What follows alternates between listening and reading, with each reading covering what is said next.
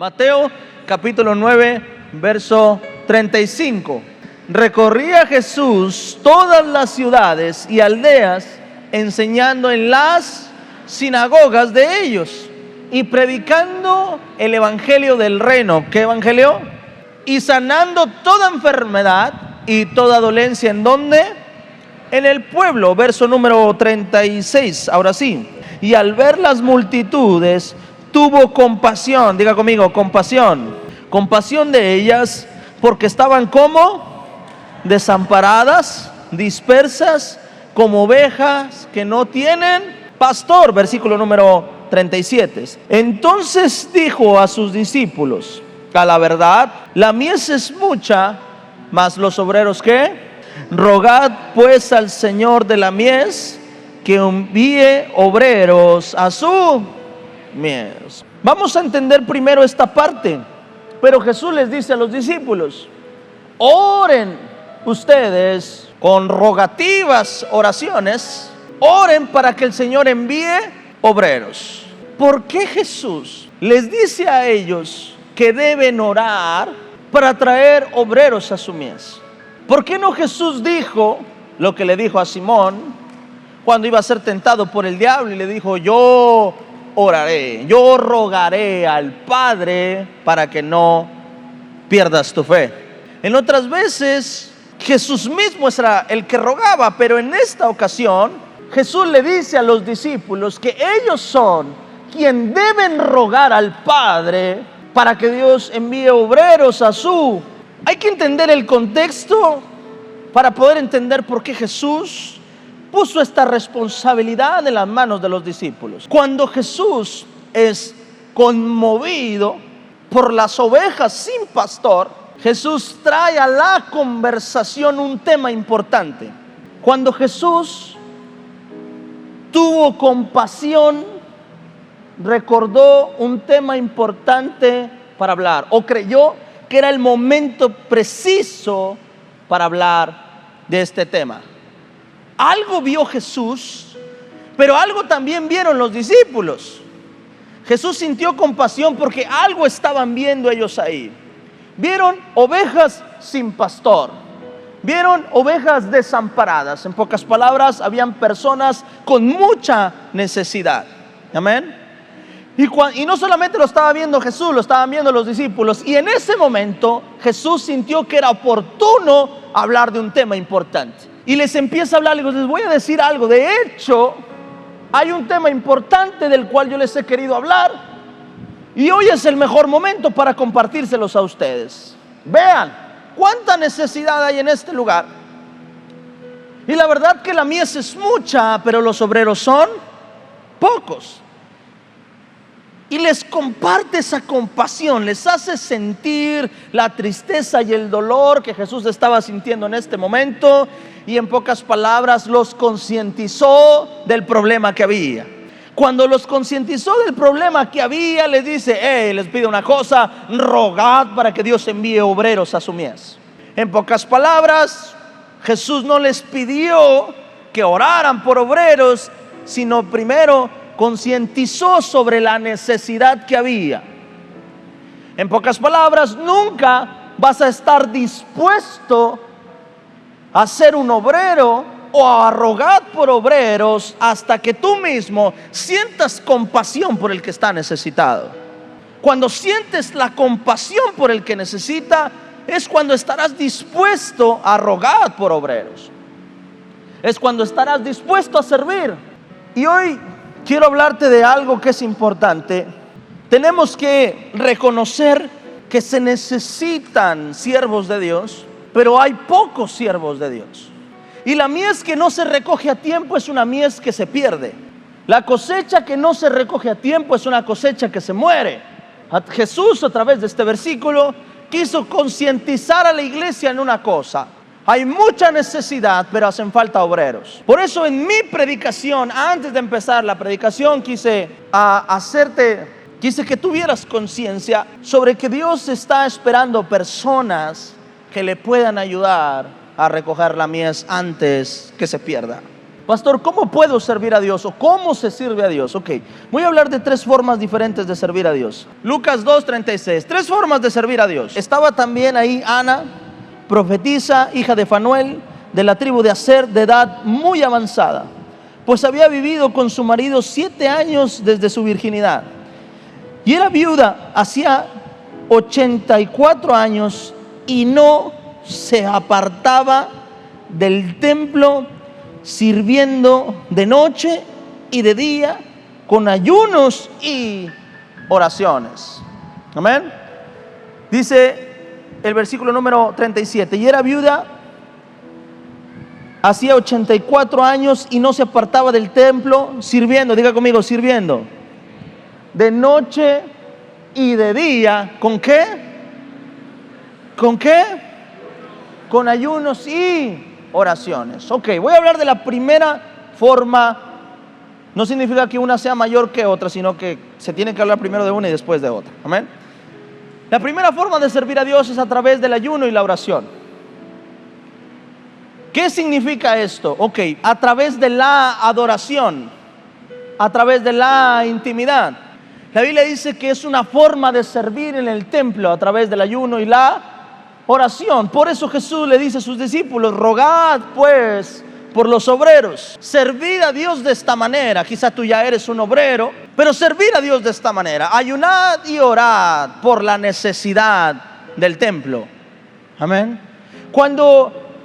Cuando Jesús fue tentado en el desierto por Satanás, y Satanás le da una tentación a Jesús, Jesús responde de una manera que nos invita o nos enseña esta manera de servir. Y Jesús dijo: escrito está, solo a tu Dios que adorarás y a Él solo, diga conmigo, servirás. La adoración es un servicio, porque no existe rey sin honra, no existe un Dios sin honra. El que nosotros tengamos que ayunar, el que nosotros tengamos que orar, el que nosotros tengamos que adorar a nuestro Dios, es una forma de servirle. No es la única forma, pero es una forma de servirle. Reconocer quién es nuestro Dios. Cuando te rehusas a adorar a tu Dios, cuando te rehusas a alabar a tu Dios, estás rehusándote a servirle a Dios. Amén. Amén. Porque es importante llegar temprano al culto. Nosotros tenemos una orden en nuestra iglesia, y es que un culto no puede empezar a las 11:01. Nuestro servicio empieza a las 11 en punto. Cuando recién empezamos la iglesia, yo recuerdo que el culto era a las 12 y andábamos arrancando el culto a las 12:40. Amén. Porque casi no llegaba gente. Y a las meritas 12 pues éramos poquitos, éramos 50 gentes. Entonces a las 12 nomás había 8. Y nosotros: no, vamos a esperarnos a que llegue más gente.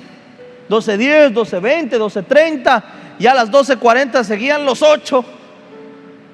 Y decíamos: vamos, ya hay que empezar. Y cuando arrancábamos, hasta parecía que vivían al lado y escuchaban la alabanza. Ah, ya empezó. Y llegaban todos.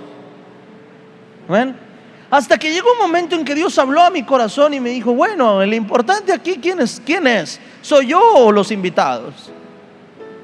Amén. Y entonces cambié y dije: no, sabes, esto es un error que he cometido en estos apenas 5 años de iglesia. Nada se crea. No, como al segundo año, tercer año, dije: hey, ¿sabes qué? Estamos cometiendo. Dios habló a mi corazón y me dijo: hay algo que estás haciendo mal. Amén. La alabanza no es para ellos, la alabanza es para mí. Amén. Amén. Si se pierden la alabanza, que se la pierdan ellos. La alabanza es para mí. Y entonces hablé con mi equipo y le dije: ¿saben qué? Vamos a empezar a las 12, esté quien esté. Amén. Después movimos el culto a las 11 y dijimos: ¿sabes qué? Vamos a empezar el culto a las 11, esté quien esté. Y de primero empezábamos con 2, con 3, a veces ni los de la alabanza llegaban. Amén. Y ni los de la alabanza llegaban. Entonces yo agarraba la guitarra a las meritas 11 y empezaba el culto, hasta que empezaron a ver que era más un castigo que una bendición. Y ellos mismos empezaron a llegar temprano. Dicen: vamos a llegar temprano, no va a ser que el pastor se ponga a cantar. y a las 11 arrancamos el servicio. Y después de ahí es algo que nosotros hacemos hoy, esté quien esté. Amén. Porque es un servicio a Dios, y el servicio a Dios hay que hacerlo con excelencia. Amén. Porque es tu oportunidad para servirle, pero es tu responsabilidad como servidor honrarle o no honrarle. Tú decides si quieres llegar temprano a adorar al Señor para servirle, o quieres que el Señor te sirva y llegar directo a la mesa. Amén. Dígale que está a su lado, esto ya se puso feo. Cámbiale, pastor, cámbiale. No iba a hablar de la bendición y la prosperidad. Ahorita voy a hablar de la bendición y la prosperidad. Amén. Amén. Amén. Aleluya. Y es tu responsabilidad. Yo siempre lo he dicho así. Yo digo, la alabanza, hay un principio que no se puede romper, y es el principio de la siembra y la cosecha. Lo que siembras, cosechas. ¿Sí o no? Y lo he dicho, lo he enseñado. Jesús mismo se sometió a este principio, el principio de la siembra y la cosecha. Sembró Adán pecado, reinó la muerte. Amén. Y Dios, para él era más fácil decir, ok, borrón y cuenta nueva, adiós Adán, adiós Eva, hago un nuevo Adán y una nueva Eva. Pero se había sembrado pecado, por lo tanto se tenía que cosechar muerte. Y Dios mismo, pudiendo haber cambiado todas las cosas, yo una vez pensé y dije, bueno, ¿y por qué si en el diluvio se destruyó todo y empezaron de cero? ¿Por qué no empezó como en el huerto una vez más? Porque para cosechar vida, primero hay que sembrar vida. Y Jesús se sometió a este principio, vino a la tierra y sembró su vida para que todos nosotros pudiéramos tener vida.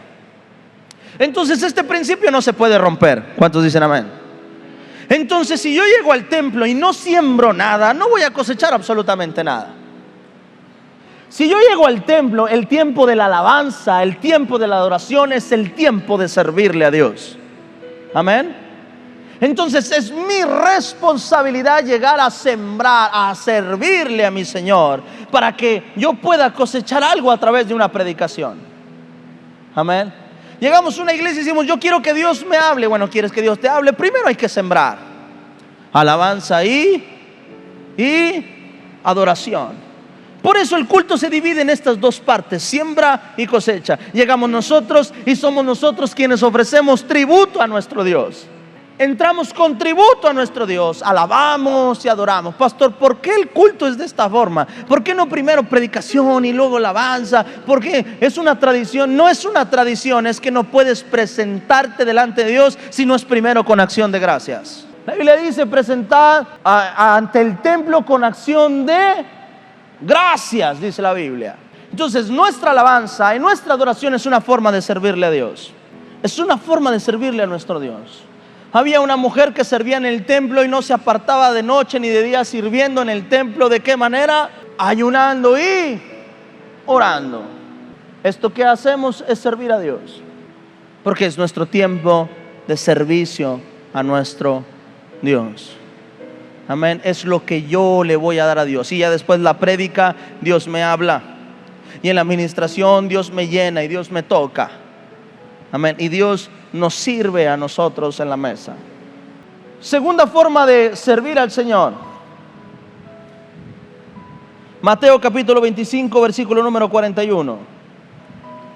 Mateo capítulo 25, verso 41.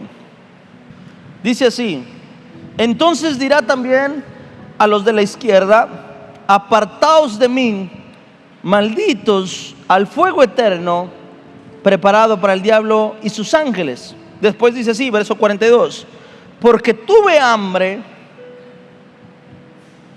y no me diste de comer, tuve sed y no me diste de beber, fui forastero y no me recogiste, estuve desnudo y no me cubriste, enfermo y en la cárcel y no me visitasteis.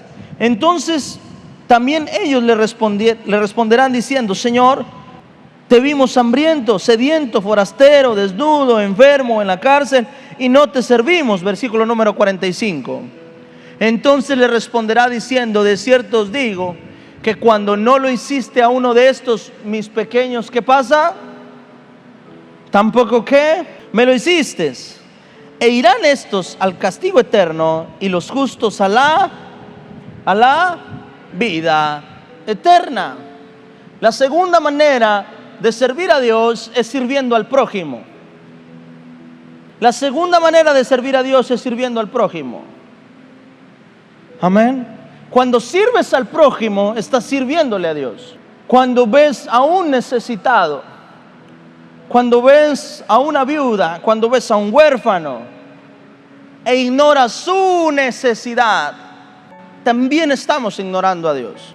No puedo yo llenarme o decir que estoy lleno de Dios si no he aprendido a tener compasión por el que necesita.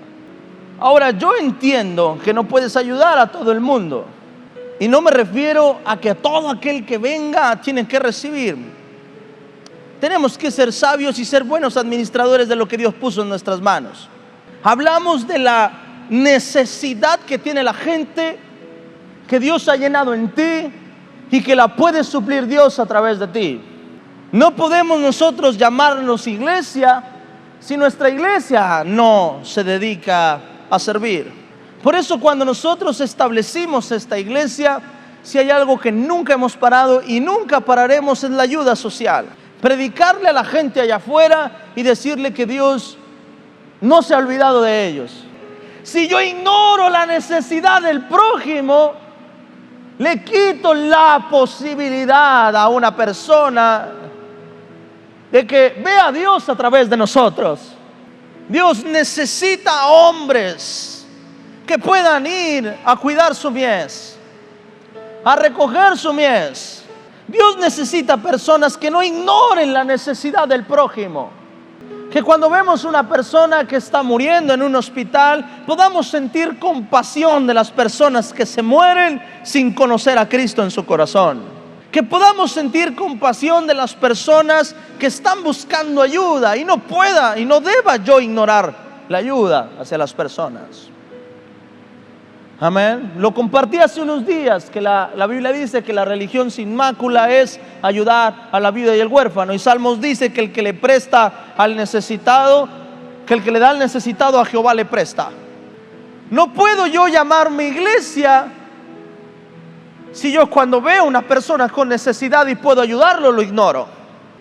No puedo yo decir que tengo a Cristo en mi corazón, porque si tuviera a Cristo en mi corazón, más de 2-3 veces hubiera hablado conmigo, decirme: hijo, la mies es mucha y los obreros son pocos. Los discípulos escucharon esto porque estaban con Jesús.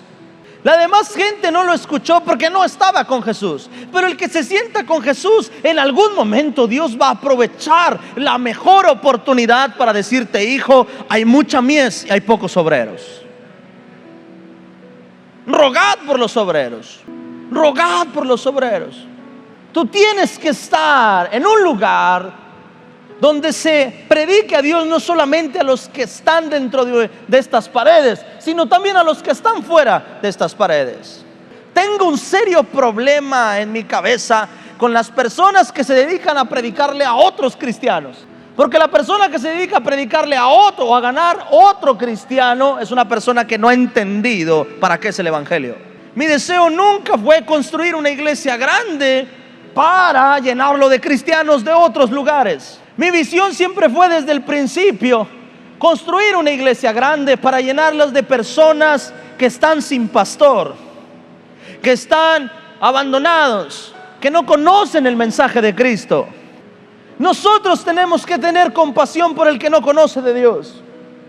En lugar de ver a mi vecino con coraje, tengo que verlo con compasión. Qué difícil es, pastor, lo sé. Necesitas ser cristiano para que sea fácil. Es difícil cuando no eres cristiano, es fácil cuando eres cristiano. Necesito tener empatía con aquel que no tiene a Cristo. No podemos ser de las personas que deseamos que Dios nos sirva solamente. Cualquiera que quiera ser grande en el reino de los cielos tendrá que aprender a ser primero vuestro siervo, dice su palabra. Siembro, cosecho. Sirvo a otros, cosecho en mí. Si tú sirves en la vida del hijo de alguien, cosecharás en tu propio hijo. El evangelio del reino de Dios se enfoca en esto, en servir. A eso vino Jesús, a servir. Pero a veces somos tan egoístas que creemos que solamente Dios murió por mí, pero que no murió por aquel que también necesita. Cuando yo reconozco que no solo murió por mí, que murió por aquel que está desamparado, que murió por aquel que no entiende nada, que murió por aquel que está perdiendo su vida, que murió por aquel que está desperdiciando su vida, que se quiere quitar su vida. Cuando entiendo que también murió por él, puedo aprender a sentir compasión por esa persona. Y cuando siento compasión, entiendo que Dios necesita obreros. Bendigo a la persona que me llevó a Cristo por primera vez. Bendigo también a la persona que me predicó el evangelio cuando llegué a Cristo por primera vez, que me discipuló. Y no sé si ese hombre cuando me predicó me estaba predicando esperando que muriera con Cristo al ver mi condición física, o ese hombre estaba esperando que Dios cambiara mi familia y mi generación. Era un hombre de mucha fe y estuvo madrugadas conmigo por compasión. Su compasión me llevó a cambiar no solamente el diagnóstico de un doctor. Su compasión me llevó a cambiar mi vida. Su compasión cambió la vida de mi familia. Su compasión cambió la vida de mi esposa, cambió la vida de mis hijos, cambió la vida de esta iglesia. Su compasión de servir a otro más. No sabes lo que puedes provocar cuando sientes compasión por alguien que no vive lo que tú vives, por alguien que no conoce al Dios que tú conoces. No sabe, no podemos ser tan egoístas, no podemos dedicar nuestra vida para mí, sabiendo que hay otros que no se pueden salvar por sí solos. No puedo vivir mi vida como un caballo sin mirar para los lados. Por eso Dios dice, por eso trae un castigo eterno. Dice: hey, he depositado mi gracia para ti. ¿Por qué sin merecerla recibiste mi gracia? ¿Por qué no compartir esa gracia con alguien que también la necesita? ¿Por qué disfrutar de esto tú solo? Cuando el cristiano no predica allá afuera, es un cristiano que se alimenta para sí mismo. Te puede dar una indigestión de tanto comer espiritualmente. Cuando un cristiano es lleno de Dios, Dios no está esperando que ese vino se haga viejo ahí. Dios está esperando que ese vino llegue a otros para que Dios pueda llenarte de un nuevo vino. No puedo ignorar la necesidad de la persona que está a mi lado, porque la ayuda no siempre es económica. Hay diferentes formas de ayudar. Y la tercera forma de servir a Dios, 1 Corintios capítulo 9, versículo número 13. Versículo número 9 dice: porque en la ley de Moisés está escrito: no pondrás bozal al buey que trilla. ¿Tiene Dios cuidado de los bueyes? ¿O dice eternamente para nosotros? Pues por nosotros se escribió, porque con esperanza debe arar el que ara, y el que atrilla con esperanza debe recibir el fruto. Si nosotros sembramos entre vosotros lo espiritual, es gran cosa si segáramos de vosotros lo material. Si os participan de este derecho sobre vosotros, ¿cuánto más nosotros? Pero no hemos usado de este derecho, sino que lo soportamos todo por no tener ningún obstáculo al evangelio de Cristo. ¿No sabéis que los que trabajan de las cosas sagradas comen del templo, y que los que sirven al altar, del altar participan? Dice su palabra. Dice: ¿no sabéis que los que trabajan, diga conmigo, trabajan en las cosas que sagradas comen del, y que los que le sirven al altar, diga conmigo, sirven al altar, del altar participan? Amén. La tercera cosa en la que Dios nos llama a servir es en el altar. La tercera cosa en la que Dios nos llama a servir es en el templo. La tercera cosa en la que Dios nos llama a servir es en el templo. Su palabra dice que Dios dejó una tribu de las 12 tribus, una tribu especial, solamente para que pudiera ser atendido el templo. A los que creen que no es necesario congregarse e ir a una iglesia, dice la Biblia: no os dejéis de congregar como muchos tienen por costumbre. Entonces es bíblico congregarse, pero aún es más bíblico servir donde te congregas. Y dice una cosa: y los que sirven en el altar participen del altar. Servir, la tercera cosa en la que sirves es servir debajo de una visión, debajo de una iglesia. Por eso servimos en el templo, porque es una forma de servirle a Dios. Pero también sirviendo a los semejantes, también sirviendo a los semejantes es otra forma de servir a Dios. Servir en el templo es una forma de servirle al Señor. Servir en el templo es una forma de servirle a Dios. No voy a hablar mucho de esto porque de esto ya he hablado mucho. Amén. Pero esa es la razón por la que estamos dentro de un templo, por la que levantamos este templo, por la que mantenemos este templo. Por esta razón hay servidores, por esa razón hay consolidación, por esa razón hay alabanza, por esa razón hay otro grupo de servidores, por esa razón hay multimedia, por esa razón hay maestros, porque es un privilegio para nosotros servirle al Señor de esta manera en la que se puede servir. ¿Por qué? Porque la operación es sencilla. Hay personas que necesitan recibir allá afuera, pero hay personas que tienen que ser discipuladas aquí adentro. Hay personas que tienen que escuchar allá afuera que Dios los ama, pero hay personas acá que tienen que aprender o que tienen que ser discipulados para de verdad encontrarse con Dios. Allá afuera te digo que Dios te ama, aquí te demuestro que Dios te ama. Aquí te encuentras con Dios, para que no escuches que Dios te ama, para que te des cuenta que Dios te ama. Ahora, ¿cuál es la recompensa de servir a Dios? Ay, pastor, mi parte favorita. 1 Corintios 15, 58. Dice, así que hermanos míos, amados, estad firmes y constantes, creciendo ¿en dónde? En la obra de Él.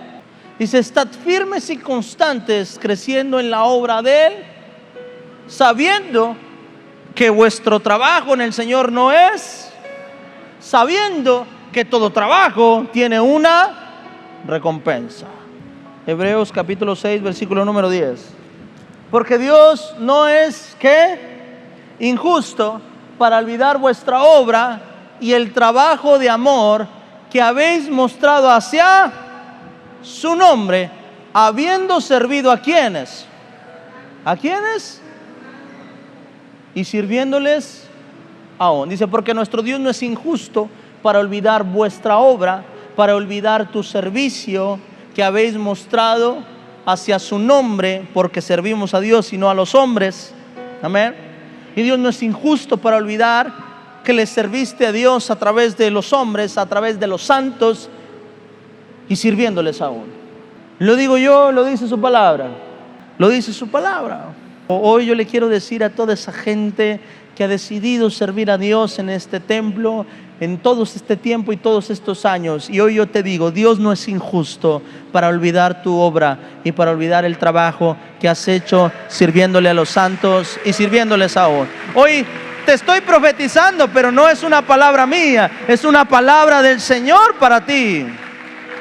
A todo aquel que le sirve, Dios camina con él. Dice, donde yo estuviere, ahí también estará mi servidor. Y la tercera cosa que Dios hace en recompensa es, si alguno me sirviere, mi Padre le honrará. Que Dios esté con nosotros y que Dios nos honre son dos cosas distintas. Si yo llego a un lugar donde es un lugar reservado y yo vengo con mi hijo, por cuanto vengo con mi hijo, forzosamente tienen que sacar una silla más. Teníamos preparado 4 sillas, pastor, y veo que hoy viene con su hijo. Por favor, pónganle otra silla más aquí. Y aunque estemos amontonados, pero se mete una silla más. Porque donde yo estoy, mi hijo puede estar. Eso es lo que está diciendo Jesús. El que me sirve, camina bajo esta bendición o esta recompensa. Siempre cabrá donde yo esté.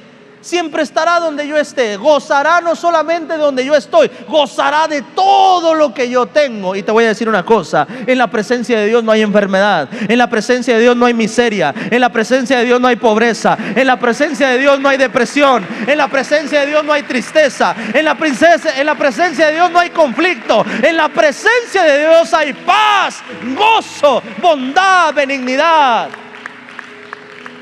¿Está conmigo?